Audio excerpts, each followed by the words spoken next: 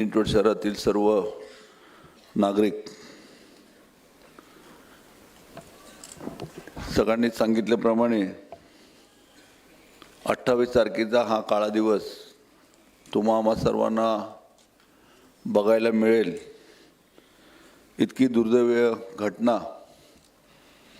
अशा प्रकारचा माणूस स्वप्न पण बघू शकत नाही, या विश्वास बसणार नाही।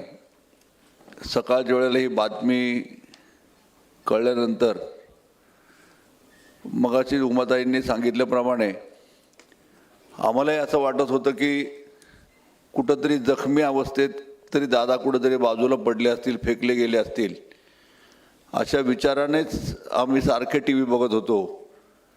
परंतु दुर्दैवाने आपल्या सर्वांना पचणार नाही अशा प्रकारची बातमी, संबंध महाराष्ट्राला हळहळ करणारी अशी दुःखद बातमी आपल्या सर्वांना ऐकावी लागली आणि या गोष्टीला सामोरं जावं लागलं।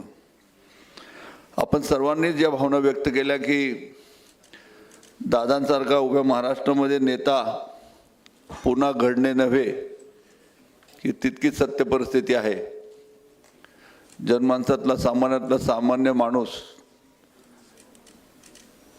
सर्वांसाठी काहीतरी करण्याची त्यांची नेहमी धडपड, 16 ते 18 तास काम करणारे अजितदादा, अनेकांची कोरी पाटी असणाऱ्यांना आमदार, नामदार, महापौर, अनेक पद, जिल्हा परिषद, नगरपालिका, ग्रामपंचायत असो, सर्वांना घडवणारे दादा अचानकपणे असे निघून जातील असं मुळीच वाटलं नव्हतं। सर्व जाती धर्माच्या लोकांना जवळ करणारे, सामान्यातल्या सामान्य माणसाची विचारपूस करणारे, आणि मगाशी अजितनी सांगितल्याप्रमाणे हॉटेलमध्ये न जेवता कोणत्याही सामान्य माणसाच्या घरामध्ये आणि हक्काने सांगणार की बाबा मला भाकरी आवडते, मला भाजी आवडते, मला मटकीची भाजी करा। इतक्या साध्या परिस्थितीमध्ये राहणारे दादा म्हणजे या राज्याचे उपमुख्यमंत्री म्हणून ज्यांनी काम केलं, ज्यांना जेट सिक्युरिटी होती।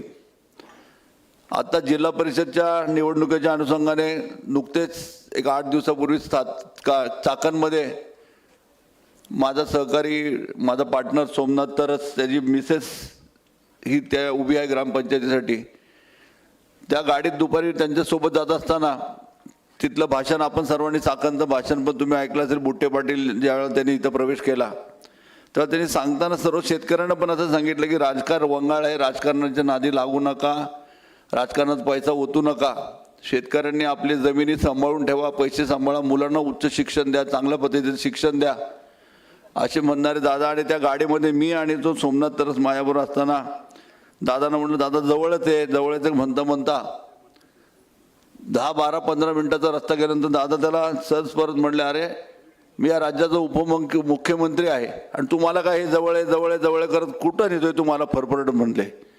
इतक्या सहजरित्या कुठली पण गोष्ट पचवून घेणारे, रागात थोडेसे बोलणारे पण तितकेच हळव्या मनाचे। शेवटी त्यांना नाराज न करता तिथं गेले, थांबले आणि गाडीतनं उतरायच्या आधी एकच म्हणले, आता तिथं मी येतोय पण मला भाषण करायला सांगायचं नाही, मी भाषण करणार नाही। आणि जनसमुदायासमोर पाहिल्यानंतर माईक स्वतःच हातात घेतला आणि जवळपास 20 मिनिटं तिथं बोलले। मग त्यात कार्यकर्त्याची, सामान्य सामान्य कार्यकर्त्याची उंची कशी वाढवावी हे दादांकडनं शिकण्यासारखं होतं। अशा अनेकांना, आता माझ्यासारख्या सामान्य कार्यकर्त्याला, अल्पसंख्याक म्हणणाऱ्याला किंवा माझ्यासारख्या एका पंजाबी व्यक्तीला त्यांनी स्थायी समितीचे अध्यक्ष, सभागृह नेता, महापौर, शहराचा अध्यक्ष, एकदा नाही दोनदा शहराचा अध्यक्ष केलं। मी पण 91ला जेव्हा 90ला शरद गावडे ज्या वेळेला काँग्रेस आयचे शहराचे अध्यक्ष होते त्यावेळेला मी शहराचा उपाध्यक्ष होतो। 91ला दादाला पुण्यामध्ये पहिल्यांदा पाहिल्यानंतर त्यावेळेला दादा मला स्वतःला आवडले, त्यांचं काम करण्याची पद्धत, त्यांची शैली आणि ज्या पद्धतीने रोखठोक त्यांचा स्वभाव होता, त्याच वेळेला ठरवलं की नाही दादांसोबत राहायचं। महापालिकेमध्ये 92ला अपक्ष निवडून आल्यानंतर सुद्धा त्यावेळेला कैलासवासी रामकृष्ण मोरे यांचं वर्चस्व या शहरावर होतं, परंतु मी असेल, विलास लांडे पाटील असतील, बाकीच्या आमच्यासारख्या अनेक अपक्ष जे आले ते आम्ही सर्वांनी दादाचं नेतृत्व स्वीकारलं।